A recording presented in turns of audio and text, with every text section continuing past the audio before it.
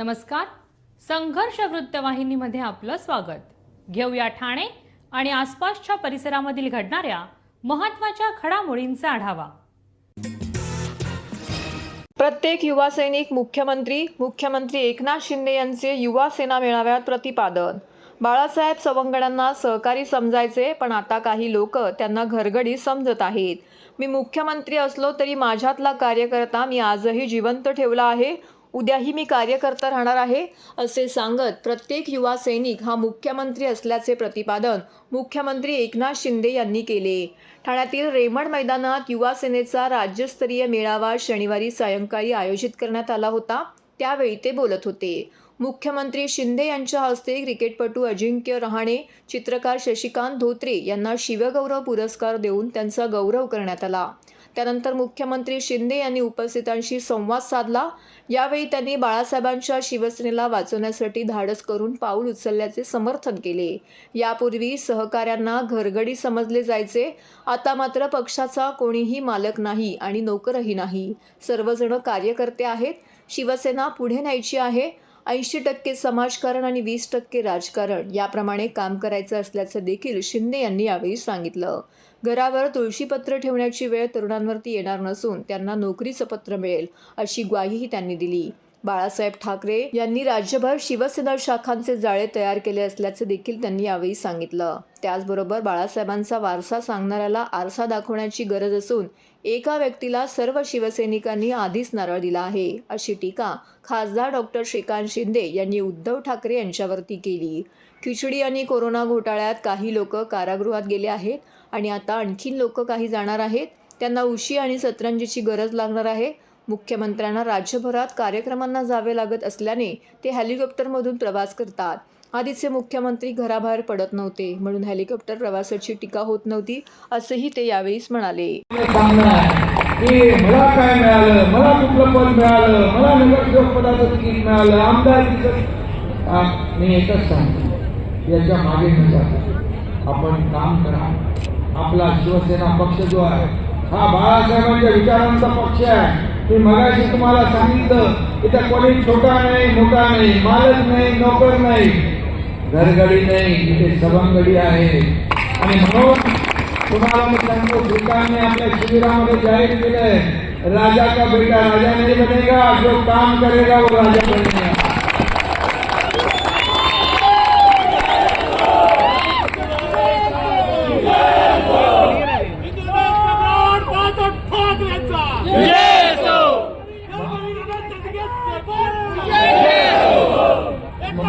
माझं उदाहरण आपल्या समोर आहे.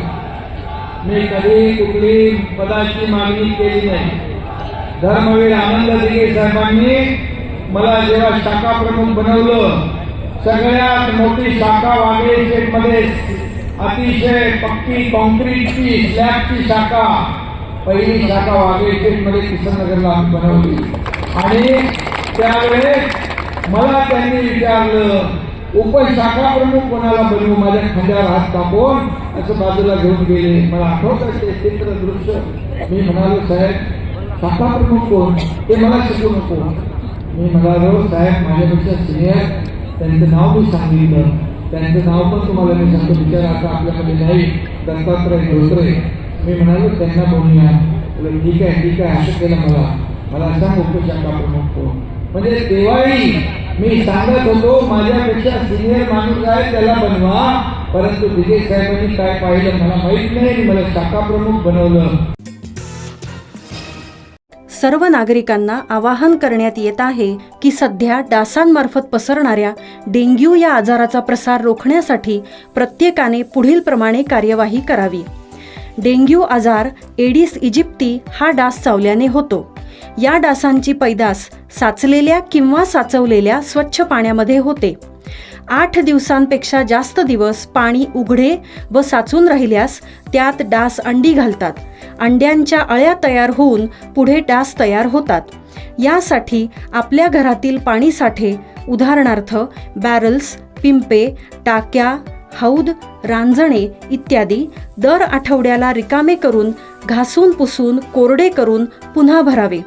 1 दिवस कोरडा दिवस म्हणून पाळावा. पाणी साठ्यांना घट्ट झाकणे बसवावीत. किंवा जुनी साडी, चादर, धोतर यांनी बांधून झाकून ठेवावीत, म्हणजे डास त्यात जाऊन अंडी घालणार नाहीत. घराच्या गच्चीवर, आजूबाजूला, अंगणात कोठेही पाणी साचू देऊ नये. भंगार सामान उघड्यावर टाकू नये. उदाहरणार्थ टायर्स, प्लास्टिक सामान, कुंड्या, टाकाऊ वस्तू इत्यादी. अशा सामानात पावसाचे पाणी साठून त्यात डेंग्यूच्या डासांची पैदास होते. घरातील कूलर्स, फ्रीजच्या पाठीमागील ट्रे हे देखील वेळोवेळी कोरडे करावेत.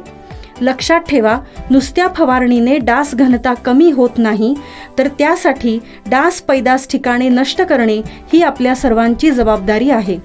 कोणताही ताप अंगावर न काढता जवळच्या शासकीय रुग्णालयात मोफत औषधोपचार घ्या. अशा प्रकारे नागरिकांनी सहकार्य केल्यास डेंग्यूचा प्रसार रोखणे सहज शक्य आहे.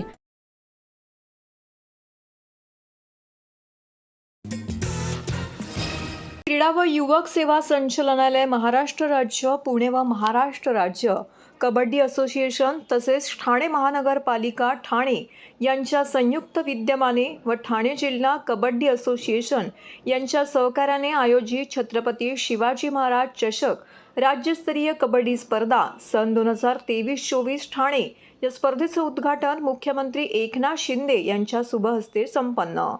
यावेळी माजी आमदार रवींद्र फाटक, माजी महापौर नरेश मस्के, जिल्हाधिकारी अशोक शिंगारे, ठाणे महानगरपालिका आयुक्त अभिजित बांगर, क्रीडा मंत्रालयाचे उपसचिव सुनील हांजे, क्रीडा उपसंचालक नवनाथ फारतडे, ठाणे जिल्हा क्रीडा अधिकारी सुवर्णा बारटक्के, महाराष्ट्र राज्य कबड्डी असोसिएशनचे सर कार्यवाह बाबूराव चांदोरे, मंत्रालयाचे उपसचिव सुनील हांजे, महाराष्ट्र राज्य कबड्डी असोसिएशनचे पदाधिकारी यांची उपस्थिती लाभली.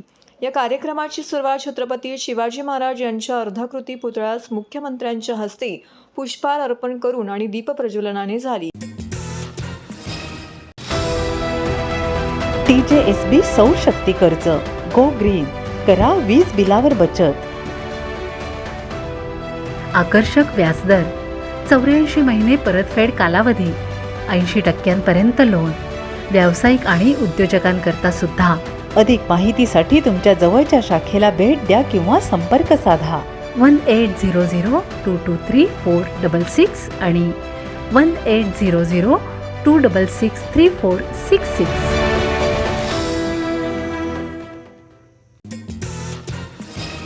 जिजाऊच्या येऊर अभ्यासिकेला वैशाली सामंत यांची भेट. जिजाऊ शैक्षणिक व सामाजिक संस्थेच्या वतीने ठाणे शहरामध्ये 10 ठिकाणी गरीब विद्यार्थ्यांसाठी मोफत अभ्यासिका घेतल्या जात आहेत. या अभ्यासिकांपैकी येऊर येथील अभ्यासिकेला सुप्रसिद्ध गायिका वैशाली सामंत यांनी भेट दिली. तसेच विद्यार्थ्यांच्या गोड स्वरात त्या दंग देखील झाल्या. त्यांनी आपल्या मधुर स्वरांनी मुलांमध्येही चैतन्याचं वातावरण निर्माण केले. जिजाऊ शैक्षणिक सामाजिक संस्थेचे अध्यक्ष निलेश सांबरे यांच्या वतीने ठाणे शहरात गरीब व गरजू विद्यार्थ्यांसाठी मोफत अभ्यासिका चालवण्यात येतात. वैशाली सामंत यांनी येऊर येथील अभ्यासिकेला भेट दिली. यावेळी 1ली ते 4थीच्या विद्यार्थ्यांनी वैशाली सामंत यांचे उत्साहात स्वागत केले. काही विद्यार्थ्यांनी वैशाली सामंत यांच्या समोर समूहगीत व वैयक्तिक गायन सादर केले. या विद्यार्थ्यांच्या गळ्यामध्ये असलेला स्वर निसर्गतः गोड आहे. जिजाऊ संस्थेच्या माध्यमातून या मुलांचे उज्ज्वल भविष्य घडत आहे. शहरी भागात राहणाऱ्या विद्यार्थ्यांपेक्षा यांना मिळत असलेले शिक्षण हे निकोप आणि सुंदर वातावरणातील आहे. जिजाऊकडून मिळत असलेल्या शिक्षणाचा विद्यार्थ्यांनी चांगला फायदा करून घेऊन चांगले विद्यार्थी कसे घडतील याकडे लक्ष देणे गरजेचे आहे. जिजाऊच्या या कार्याचं कौतुक करावं तेवढं कमी आहे. विद्यार्थ्यांनी या अभ्यासिकेतून आपलं उज्ज्वल भविष्य घडवलं पाहिजे. जिजाऊचे संस्थापक निलेश सांबरे यांनी लावले हे अभ्यासिकेचे रोपटे वटवृक्षात रूपांतरित होऊन ज्ञानार्जनाचा हा वसा नक्कीच चांगले विद्यार्थी घडवतील असा विश्वास यावेळी वैशाली सामंत यांनी व्यक्त केला. माझ्या शाळेत गेल्यानंतर वाटलं, मला खूप छान वाटलं. या मुलांबरोबर जेवढा वेळ घालवला मला लक्षात आलं की अभ्यासिकेवर त्यांचा प्रेम आणि अभ्यासिकेच्या सर्व शिक्षकांनी त्यांच्यासाठी एक जे व्रत घेतलेलं आहे ते बघून खूप छान वाटलं. मी सांबरे साहेबांना त्यांचं अभिनंदन करेन की अभ्यासिकेचा हा जो उपक्रम आहे तो फार समर्थपणे त्यांनी सुरुवातही झाली आणि तो छान चाललाय असं मला दिसलं. फार उत्सुक होती मुलं आणि एका ज्ञानदान ही गोष्ट माझ्यासाठी खूप, मला असं वाटतं, महत्वाची आहे. माझ्या घरी सगळे शिक्षक येतो, त्यामुळे मला या गोष्टीचं महत्व काय आहे हे खूप छान समजू शकतं. आणि ही पुढची पिढी घडते या अभ्यासिकेतनं. आणि इथे येऊर हिल्सवर आहोत आता आपण, की जिथे अदरवाईज मुलांना मेन सिटीपर्यंत पोहोचणं कठीण झालं असतं, तर त्यांच्यासाठी हा उपक्रम होणं हे त्यांच्या आयुष्याला फार मोठी कलाटणी देऊन जाऊ शकतं. ही फार महत्वाची गोष्ट सांबरे साहेबांनी केलेली आहे. तर या अभ्यासिकेला आणि त्यांच्या या उपक्रमाला माझ्याकडनं खूप खूप शुभेच्छा. आणि या मुलांना सगळ्यांनाच खूप आशीर्वाद आणि ऑल द बेस्ट. त्यांना मी हेच सांगितलं आता की तुमचे शिक्षक आहेत, ते तुम्हाला जितक्या पोटतिडकीने शिकवतील त्याचा जास्तीत जास्त त्यांच्याकडनं शिकण्याचा प्रयत्न करा. ठाणेकर मालमत्ता करदात्यांसाठी करातील व्याज माफी अभय योजना 31 डिसेंबर 2023 पर्यंत मालमत्ता करावरील 100% व्याज माफ. तसेच 1 जानेवारी ते 15 जानेवारी 2024 या कालावधीमध्ये मालमत्ता करावरील 75% व्याज माफ. त्याचप्रमाणे 16 जानेवारी ते 31 जानेवारी 2024 या कालावधीमध्ये मालमत्ता करावरील 50% व्याज माफ. तरी सदर व्याज माफीच्या अभय योजनेचा ठाणेकर करदात्यांनी लाभ घ्यावा. महानगरपालिकेच्या कोणत्याही संकलन केंद्रावर कर भरण्याची सोय आहे. ATM, डेबिट, क्रेडिट कार्डद्वारे कर भरण्याची सुविधा उपलब्ध करून देण्यात आली आहे. सोमवार ते शनिवार या दरम्यान सकाळी 10:30 ते सायंकाळी 5 वाजेपर्यंत संकलन केंद्राची वेळ असून करदात्यांच्या सोयीसाठी रविवारी संकलन केंद्र सकाळी 10:30 ते दुपारी 1:30 वाजेपर्यंत सुरू ठेवण्यात येत आहे. यासोबतच ठाणे महानगरपालिकेच्या propertytax.thanecity.gov.in या संकेतस्थळावर ऑनलाईन पद्धतीने मालमत्ता कर भरण्याची सुविधा उपलब्ध करून देण्यात आली आहे. तसेच गुगल पे, फोन पे, पेटीएम आणि भीम ॲपद्वारे आपला कर सुलभतेने जमा करू शकता. ठाणे महापालिका क्षेत्रातील सर्व करदात्यांना विनंती आहे की आपण या व्याज माफी अभय योजनेचा जरूर लाभ घ्या आणि आपला मालमत्ता कर लवकरात लवकर महापालिकेमध्ये जमा करून महापालिकेस सहकार्य करा. धन्यवाद. अंतरंग ज्येष्ठ नागरिक संघ आणि व्यास क्रिएशन आयोजित अंतरंग व्याख्यानमालेचे आयोजन. साहित्यिकांच्या मांदियाळी 2 पुस्तकांचे प्रकाशन संपन्न. अंतरंग ज्येष्ठ नागरिक संघ आणि व्यास क्रिएशन यांनी आयोजित केलेल्या अंतरंग व्याख्यानमालेचे उद्घाटन 23 फेब्रुवारी 2024 रोजी ज्येष्ठ पंचांगकर्ते दाकृ सोमन यांच्या हस्ते झाले. शुक्रवारी 23 आणि शनिवारी 24 फेब्रुवारी या 2 दिवशी ठाण्यातील सहयोग मंदिर हॉलच्या 2ऱ्या मजल्यावरती व्याख्यानमाला होत आहे. पहिल्या दिवशी शुक्रवारी ज्येष्ठ संपादक आणि अभ्यासक विजय कुवळेकर यांनी आपले विचार मांडले. अंतरंग व्याख्यानमालेचे हे 10वे वर्ष आहे. याआधी या मंचावरून अनेक ज्येष्ठ आणि श्रेष्ठ वक्त्यांचे विचार ऐकण्याची संधी श्रोत्यांना मिळाली आहे. आयोजक प्राचार्य अशोक पाटील यांनी दिली. 18 वर्षे अविरत प्रकाशन व्यवसायाला वाहिलेली व्यास क्रिएशन संस्था या निमित्ताने एकूण 4 पुस्तकांचं प्रकाशन करणार आहे, अशी माहिती संचालक निलेश गायकवाड यांनी दिली. पहिल्या दिवशी राजश्री कणीकर लिखित जीवसृष्टीचे स्रोत हे माहितीपर पुस्तक ज्येष्ठ पंचांगकर्ते दाकृ सोमन यांच्या हस्ते, तर साहित्यिक सतीश सोळंकूरकर यांच्या शाळेमध्ये गाव या बालकविता संग्रहाचे प्रकाशन ज्येष्ठ साहित्यक अशोक बागवे यांच्या हस्ते झाले. या संपूर्ण कार्यक्रमाचे सूत्रसंचालन वृंदा दाभोलकर यांनी केले. सदर व्याख्यानमालेत मोठ्या संख्येने उपस्थित राहावे असं आवाहन व्यास क्रिएशनचे संचालक निलेश गायकवाड आणि अंतरंग ज्येष्ठ नागरिक संघाचे प्राचार्य अशोक पाटील यांनी केले. अत्यंत सुंदर कार्यक्रम आणि मुळात जीवनोपयोगी कार्यक्रम आहे की मला असं वाटतं या काळामध्ये माणसांना स्वतःच्या मानसिक आणि शारीरिक आरोग्याबद्दल जेवढी आपण जाणीव देऊ तेवढी ती त्यांच्या आयुष्यामध्ये समृद्धता आणेल. मला हे अत्यंत सुंदर आहे कारण की ही जी प्रेरणा आहे की आपण जनतेसाठी, आरोग्यासाठी, मानसिक आरोग्यासाठी किंवा जीवनाच्या गुणवत्तेसाठी जे करतो ते आज भरभराट करायला पाहिजे आणि त्यांनी ही जी सुरुवात केली ती उत्तम आहे.